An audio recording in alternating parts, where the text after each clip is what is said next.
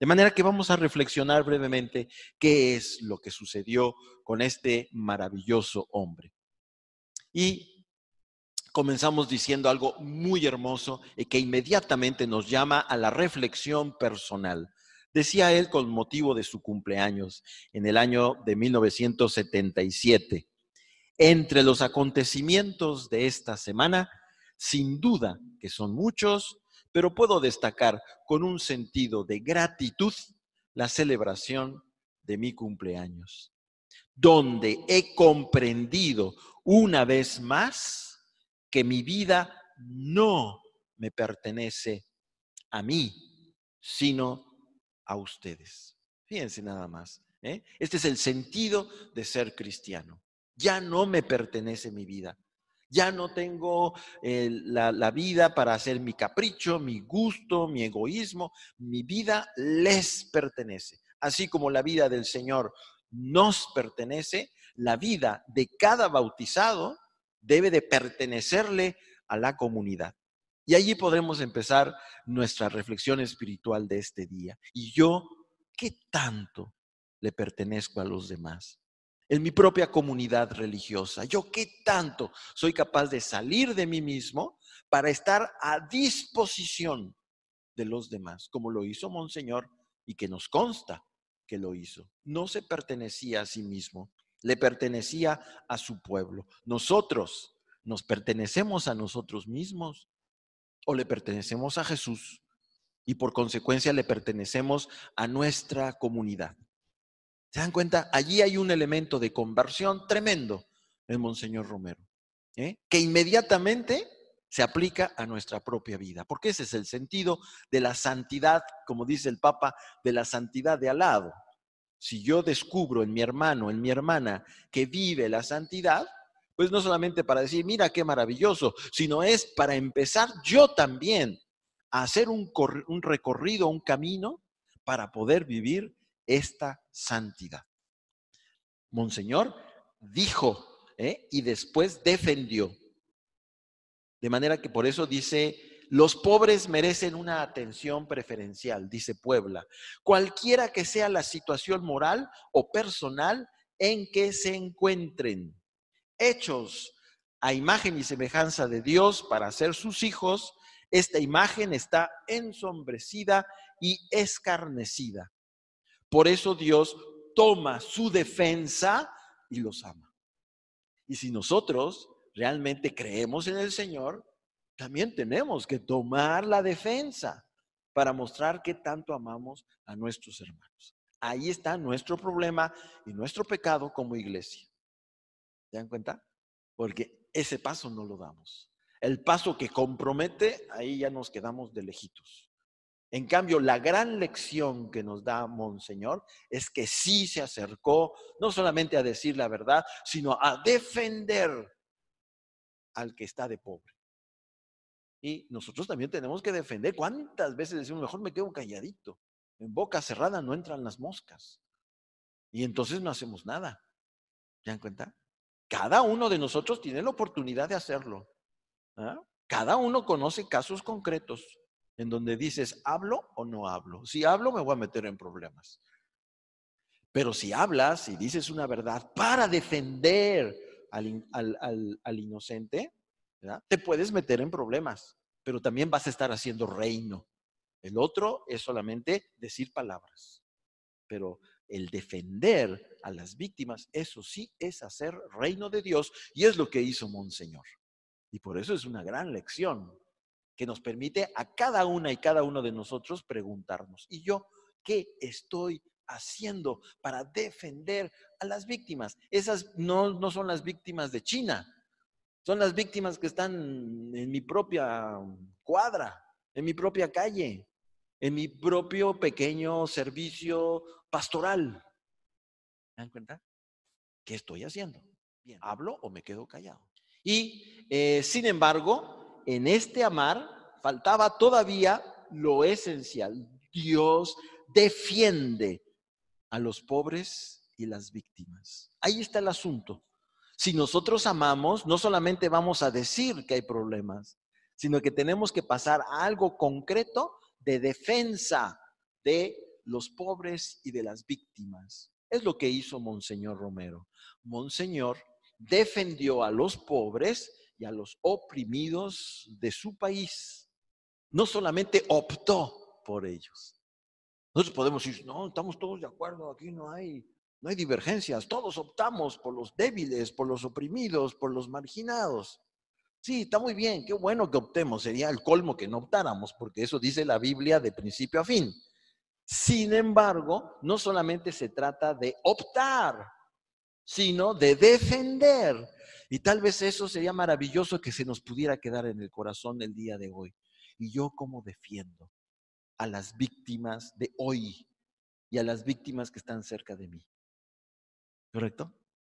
Y ese es dar un paso más allá de decir, estoy contigo. Sí, qué bueno que estés conmigo, pero defiéndeme. ¿Se dan cuenta? Y cuando asumo la defensa, ahí entonces va a haber consecuencias, ¿verdad? Y tenemos en Monseñor el ejemplo maravilloso que nos dejó. Y también hay que entender qué significa defender. Defender supone enfrentarse, ¿sí? Cuando yo defiendo a alguien, me enfrento con aquella persona que le está haciendo daño. Enfrentarse y cuando es necesario, luchar contra aquellos que agreden, que empobrecen, que persiguen, que oprimen y que reprimen. ¿Se dan cuenta? Eso es muy complicado. Ya es entonces otro nivel, enfrentarse, ¿verdad? Y luchar por aquellos o contra aquellos que oprimen a nuestros hermanos, por el motivo que sea. Ya sea político, social, económico o eclesial. Porque también dentro de nuestra iglesia hay injusticias. Y dentro de nuestra iglesia nos quedamos calladitos. ¿Se dan cuenta? No nos atrevemos a ir más allá. Entonces, ahí está. Por defender, no solamente por decir, en El Salvador hay muchos problemas. Ay, qué lindo, cómo se compromete. No, Monseñor dijo, ¿verdad? Pero para defender a esos pobres, él se enfrentó con los que mentían y asesinaban. Terrible, ¿no? Se enfrentó. Fuesen personas concretas, instituciones o estructuras. Estábamos viendo esto que primero nos dice un campesino, ¿verdad? Un campesino que ha visto en la figura de Monseñor Romero alguien que ha dicho la verdad, alguien que ha defendido a la gente de pobre y finalmente alguien que por eso lo mataron, ¿verdad? Ahora vamos a reflexionar un poco en torno a Ignacio de Ellacuría. Ustedes saben, Ignacio de Ellacuría en ese momento era pues la más grande celebridad teológica de El Salvador, ¿verdad? Era un hombre muy brillante, jesuita, ¿verdad? Que junto con John Sobrino habían estado muy cerca también de Monseñor Romero, dándole un apoyo teológico, ¿verdad? Acompañándolo en todo este proceso tan complejo que vivió El Salvador. De manera que entonces, bueno, Ellacuría, que como mucha gente en El Salvador, primero tuvo una impresión muy rígida y con muchas reservas sobre Monseñor Romero. Porque ustedes saben que Monseñor Romero, cuando llega al arzobispado de San Salvador, había tenido ya una larga trayectoria como obispo en el país, pero era visto por los demás como un hombre muy conservador, un hombre, sí, que era un hombre de oración, era un hombre también de iglesia.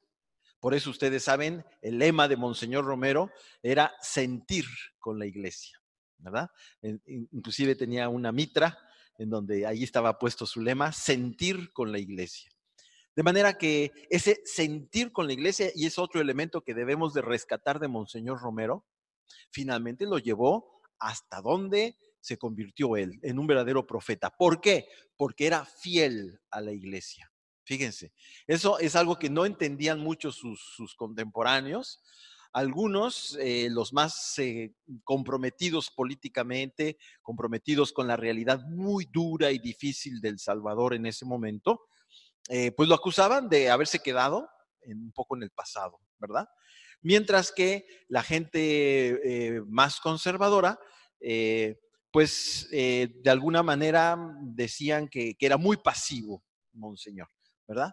Sin embargo, sabemos por todo el recorrido de su vida que fue muy coherente, era profundamente coherente, coherente con su vida de oración, que es otra manera de interpelarnos, porque tendríamos que preguntarnos, ¿de dónde viene toda nuestra fuerza para comprometernos con el Evangelio? Y en el caso de Monseñor Romero era clarísimo, esa fuerza venía de la oración. El segundo aspecto de Monseñor Romero, dice Ellacuría, tuvo el acierto de oír. Monseñor Romero oía, escuchaba a los demás, pero acabó decidiendo por lo que le parecía, o lo que parecía a ojos prudentes, lo más arriesgado. Fíjense qué belleza, ¿ah? Porque escuchó a todos. Era una crisis tremenda. Y cuando los escuchó, optó por lo más arriesgado. Cualquiera podría decir, bueno, escucho a todos y escojo lo que menos peligroso sea. No. Fue tan honesto que dijo, de todo lo que escucho, estas propuestas que son más audaces son las que necesita en este momento el Salvador. Y cuando estamos pensando en esto, ¿verdad? Piensen también en nuestro hoy. Recuerden ustedes, son 38 años de distancia entre estas palabras y estos hechos y nuestra vida. Y vean cómo está hoy nuestra vida. ¿Y qué es lo que tenemos que hacer? Tenemos que discernir. Y para discernir hay que orar. Tenemos que ser orantes. Monseñor Romero invita, él mismo lo hace, pero invita a su iglesia, él como pastor, a que sea una iglesia orante. Tercer aspecto es que usted ha hecho iglesia, ha hecho unidad en la iglesia. Y todos tenemos que estar construyendo la unidad en la iglesia, no separándonos, uniéndonos, pero uniéndonos en el doloroso y complicado trabajo de convertirnos juntos al Evangelio. ¿Correcto? Bien. Y dice Ellacuría, pero la misa en la catedral y la participación casi total y unánime de todo el presbiterio, de los religiosos y de tanto pueblo de Dios, muestran que en esa ocasión usted logró la unidad de la iglesia salvadoreña. Todos nosotros tenemos que estar trabajando por la unidad de nuestra iglesia, pero no de cualquier manera, sino en la conversión. Y nuestras actitudes tienen que ser actitudes de convertidos, trabajando por la paz, trabajando por la justicia, trabajando por la honradez, por los valores del Evangelio. ¿Sí? Bien. Ok. De manera que entonces, aquí tenemos que el Señor nos ha hablado a través de esta figura humilde, sencilla y comprometida como fue Monseñor Romero. Nos dejó su palabra, una palabra que no era de Romero, una palabra que era del Señor, ¿correcto? Y como él mismo decía, yo vine a decir la palabra, yo voy a desaparecer, pero la palabra va a continuar, porque no es mía, es de Dios. Entonces todas y todos estamos llamados a entrar a esta dimensión de saber descubrir el paso de Dios en esta maravillosa figura de este hombre humilde que fue Monseñor Romero.